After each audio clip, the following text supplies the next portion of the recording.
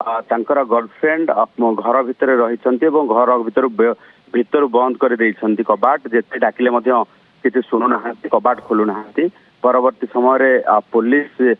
समस्त उपस्थित कबाट भांगी भांगी देखा बेलू बेडरूम रे झुलंता अवस्था युवती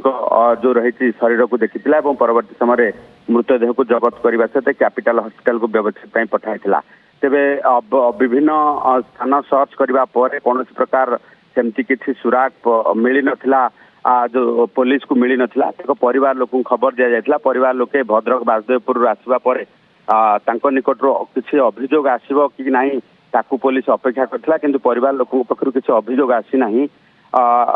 युवती जनक कहीं प्राण हारिले से संपर्क पुलिस बर्तमान तदंत करछि तदंत करने सहित वर्तमान पचराउचरा करिछि तांकर पुरुष बंधु को पचराउचरा करिछि एवं तांकर जबत होइतबा मोबाइल जांच करा सहित वर्तमान कि कंटाक्ट रे थिले एवं कौन कार्य करुथिले जहाँ सूचना मिली 6 मास तलू गोटे एचआर भाव कार्य करुथे एवं चाकरी छाड़ी देइथिले तेबे मानसिक दुश्चिंता चाकरी छाड़वा ना अन्य कारण अच्छी ना तांकर ये लव लाइफ ठीक रे चली नथिला